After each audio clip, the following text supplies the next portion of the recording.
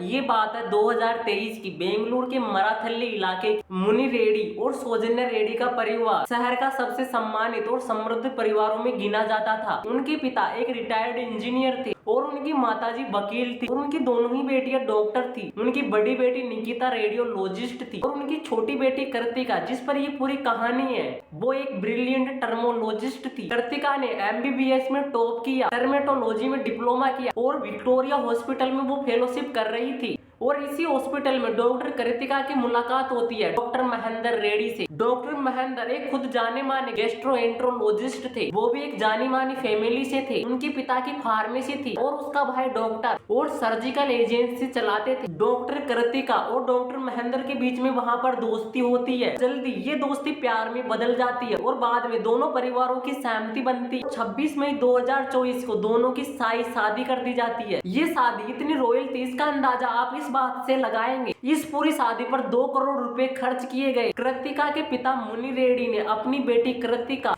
और अपने दामाद महेंद्र रेड्डी को 1500 स्क्वायर फीट से बना हुआ 3 करोड़ का एक आलीशान घर गिफ्ट किया। शादी से पहले दोनों का जम्मू और कश्मीर की अलग अलग खूबसूरत लोकेशन पर इनका प्री वेडिंग फोटोशूट हुआ था। हर फोटो में दोनों का मजबूत बॉन्ड और प्यार साफ झलकता था। कृतिका के माता पिता को हमेशा लगता था कि उनकी बेटी को एक प्यार करने वाला और एक जिम्मेदार पति मिला है, जिसको उन्होंने हमेशा बेटे की तरह माना था। इस पूरी शादी में, इस पूरे परिवार में सब कुछ परफेक्ट था। शादी के बाद वो साउथ अफ्रीका हनीमून के लिए गए। उन दोनों ने अपने सपनों को पूरा करने की तैयारी की। कृतिका के पिता ने दोनों के लिए मर्थाली में एक नया शानदार क्लिनिक स्किन एंड स्कैल्प इसकी सेटअप करने में मदद की और इसकी ओपनिंग 4 मई 2025 को तय की गई। उन्हें नहीं पता था जिस दामाद पर उन्होंने इतना भरोसा किया वो अंदर ही अंदर एक खूनी शैतान बन चुका था। कृतिका की जिंदगी में समस्या शादी से पहले ही थी। कृतिका गैस्ट्रिक और मेटाबॉलिक डिसऑर्डर से पीड़ित थी, यानी खाना खाने के बाद अक्सर उसे उल्टी हो जाती थी। शुरुआत में कृतिका का पति यानी डॉक्टर महेंद्र एक गैस्ट्रो सर्जन होने के नाते उसका इलाज वो खुद ही करता था और जब महेंद्र कृतिका का खुद इलाज करता था तो कृतिका और उसके माता पिता को लगता था हमें एक अच्छा दामाद मिला है जो अपनी बेटी की इतनी केयरिंग करता है। लेकिन यही केयरिंग बाद में जाकर एक भयानक मोड़ साबित होती है, क्योंकि कृतिका को एक बीमारी थी। वो खाना खाने के बाद अक्सर उल्टियां करती थी। महेंद्र को इन चीजों से कोई भी दिक्कत नहीं थी जब तक ये चीजें घर के अंदर थी। जब एक सोशल गैदरिंग के दौरान कृतिका को उल्टी हो जाती है तो महेंद्र के दोस्त महेंद्र का मजाक उड़ाते हैं, तुमने एक बीमार औरत से शादी कर ली है। और यही बात महेंद्र के लिए एक ट्रिगर पॉइंट बन जाती है और अब महेंद्र के मन में नफरत ने जन्म ले लिया। उसको लगता है कि कृतिका के परिवार ने उसके साथ धोखा किया है और महेंद्र में घमंड और असुरक्षा का भाव तेजी से बढ़ता है। महेंद्र को ये बात चुभने लगी कि कृतिका अपने घर से जुड़े हुए हर छोटे बड़े फैसले के लिए अपने माता पिता से सलाह लेती है। ये उसकी मर्दांगी और ईगो पर एक चोट थी।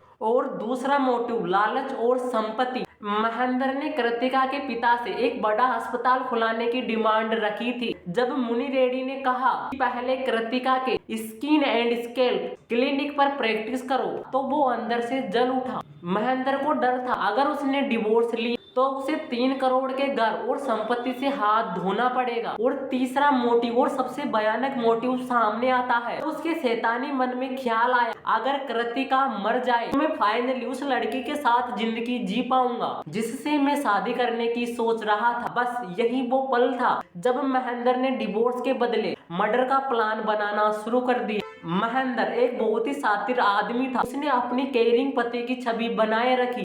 वो कृतिका को दवाइयां देता और उसके इफेक्ट को मॉनिटर करने के लिए लगातार उसे मैसेज करता रहता, क्या थकान हो रही है या फिर डिस्कम्फर्ट हो रहा है। इस हत्या को अंजाम देने के लिए डॉक्टर महेंद्र ने अपने पद का सबसे खतरनाक तरीके का इस्तेमाल किया। उसने अपनी पत्नी को मारने के लिए एक ऐसा ड्रग चुना जो शायद ही कभी डिटेक्ट होता। ये ड्रग था प्रोपोफॉल। ये कोई आम जहर नहीं है, ये एक ऐसा जहर है जिसका उपयोग केवल ऑपरेशन से पहले मरीज को बेहोश करने के लिए दिया जाता है। इसकी डोज हमेशा मरीज के वजन के हिसाब से तय होती है।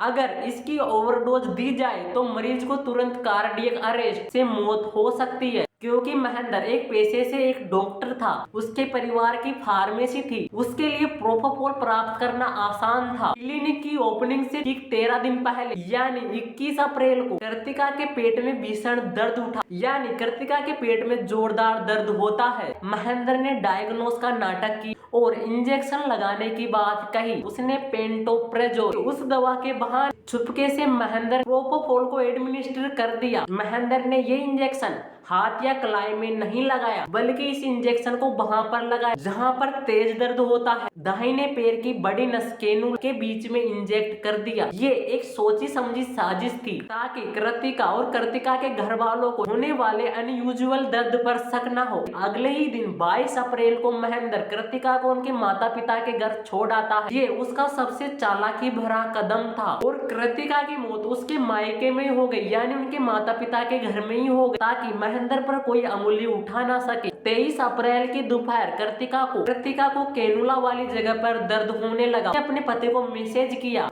क्या वो कैनुला को हटा सकती है? महेंद्र ने मना कर दिया और वो लिखता, आज मैं तुम्हें आखिरी डोज दूंगा, उसके बाद तुम्हें कोई भी दर्द नहीं होगा। ये आखिरी डोज एक डॉक्टर का अंतिम वादा था, जो असल में उसकी मौत का बुलावा था। 9:30 पर महेंद्र वापस आता है और कृतिका को प्रोपोफॉल का ओवरडोज दे जाता है। इसके बाद वो दूसरे कमरे में चला गया और नेटफ्लिक्स देखते हुए सो गया। उसने कृतिका की देखभाल तक नहीं। 24 अप्रैल 2025 की सुबह 7:30 पर महेंद्र ने कृतिका को अनरिस्पॉन्सिव पाया और उसने तुरंत अपने सास ससुर को बुलाया और कृतिका को कावेरी हॉस्पिटल ले गया, जहाँ पर उसे डेड घोषित कर दिया। महेंद्र ने रोने धोने का नाटक किया। कृतिका बीमार थी और वो मायके में थी, उसकी मौत भी मायके में हुई थी। सबको लगता है ये एक नेचुरल डेथ है। महेंद्र ने सबसे पहले पोस्टमार्टम का विरोध किया, इमोशनल ड्रामा किया। कृतिका का अंतिम संस्कार अपने होम टाउन में कराने की जिद करने लगा, लेकिन कृतिका की बड़ी बहन डॉक्टर निकिता वो इस फैसले से सहमत बिल्कुल भी नहीं थी। उसने अपनी डॉक्टर होने की जानकारी का पूरा इस्तेमाल किया। उसने पूरे परिवार के खिलाफ जाकर पोस्टमार्टम रिपोर्ट कराने का फैसला किया। निकिता की जिद के कारण पुलिस ने अननेचुरल डेथ रिपोर्ट दर्ज की। महेंद्र को डर था, अगर कृतिका का पोस्टमार्टम होता है तो प्रोपोफॉल डिटेक्ट हो जाएगा, इसलिए वो ऑटोप्सी रूम की तरफ भागता है। तो इस बात का डर सताने लगा, अगर कृतिका की पोस्टमार्टम होता है तो उसका दिया हुआ प्रोपोफॉल ड्रग्स डिटेक्ट हो जाएगा, इसलिए वो ऑटोप्सी रूम की तरफ भागने लगा और पुलिस से पोस्टमार्टम रिपोर्ट देखने की परमिशन मांगने लगा, जिससे पुलिस ने सख्ती से मना कर दिया। कृतिका की पहली पोस्टमार्टम रिपोर्ट आती है, उसमें कुछ भी अनयूजुअल नहीं निकला। महेंद्र ये सब देखकर चैन की सांस लेता है। किसी को भी अंदाजा नहीं था। महेंद्र ने 24 घंटे की देरी इसलिए की थी क्योंकि प्रोपोफॉल ड्रग्स की लाइफ बहुत ही छोटी होती है और 24 घंटे बाद इसको शरीर में ढूंढना बहुत ही मुश्किल हो जाता है। पुलिस ने सीन ऑफ क्राइम, जहाँ पर ये पूरी वारदात हुई थी, वहां से कैनुला सेट और इंजेक्शन ट्यूब रिकवर किए और जिन्हें FSL यानी फोरेंसिक साइंस लेबोरेटरी में भेज दिया गया और महेंद्र अब अपनी जिंदगी में आगे बढ़ गया। कृतिका की मौत के सिर्फ कुछ ही दिनों बाद उसने एक नया इंस्टाग्राम अकाउंट बनाया। कृतिका की मौत के 5 महीने बाद 15 सितंबर को गोवा वेकेशन की फोटो पोस्ट करते हुए उसने अपनी पत्नी को खोने के बाद अपनी लाइफ के इस पेज को वो बेस्ट चैप्टर बता रहा था। एक नॉर्मल व्यक्ति वो इस दुख से लड़ता है, लेकिन महेंद्र अपनी बेस्ट लाइफ का जश्न मना रहा था। लेकिन महेंद्र के इस नाटक का जल्द ही अंत होने वाला था। घटना के सिर्फ 6 महीने बाद अक्टूबर 2025 को FSL से बिसोरा रिपोर्ट आई। फोरेंसिक साइंस लेबोरेटरी अक्सर ये वेटिंग पर चलती है, इसलिए इस रिपोर्ट को आने में 6 महीने लगते हैं। इस रिपोर्ट ने सभी के दिलों को दहला दिया। इस रिपोर्ट में कृतिका के अंगों घातक मात्रा में प्रोपोफॉल ड्रग्स का ओवरडोज पाया गया और इसी से इस बात का अंदाजा लगा कृतिका की मौत सिर्फ बीमारी से नहीं हुई थी, ये एक प्री-प्लान्ड मर्डर था। कृतिका के पिता ने तुरंत महेंद्र के खिलाफ FIR दर्ज करवाई और मराथली पुलिस ने तुरंत कार्यवाही करते हुए डॉक्टर महेंद्र को गिरफ्तार कर लिया।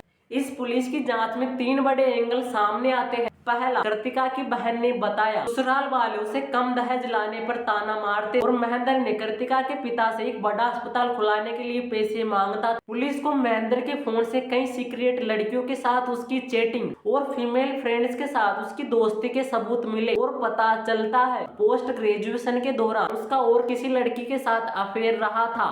महेंद्र के जुड़वा भाई नागेंद्र पर 2018 में धोखाधड़ी और आपराधिक मामले दर्ज थे, इसमें महेंद्र भी आरोपी नंबर 2 था। और जिस दिन महेंद्र ने कृतिका को ओवरडोज दिया यानी 23 अप्रैल 2025 की शाम, उसी दिन नागेंद्र के पुराने केस का सेटलमेंट हुआ था। और जब जांच होती है, महेंद्र से पूछा जा, महेंद्र अपना गुनाह कबूल कर लेता है। डॉक्टर कृतिका रेड्डी एक ब्रिलियंट टर्मोलॉजिस्ट थी जिसका सपना 4 मई 2025 को स्किन एंड स्किल क्लिनिक खोलकर लोगों की सेवा करना था, लेकिन उसका सपना उनकी शादी की पहली एनिवर्सरी से ठीक पहले एक डॉक्टर के द्वारा उसकी जिंदगी को खत्म कर दिया गया। इस केस में कई सवाल खड़े होते हैं, क्या ये एक व्यक्तिगत क्रूरता थी? ये केस हमारे समाज में बढ़ते हुए अहंकार, लालच और महिलाओं के प्रति हिंसा की एक गहरी तस्वीर है। जिस पेशे ने जीवन बचाना सिखाया और उसी ज्ञान का इस्तेमाल इतनी क्रूरता हत्या करने के लिए हो सकता है। आप इस केस के बारे में क्या सोचते हैं? अपनी राय कमेंट में जरूर देना।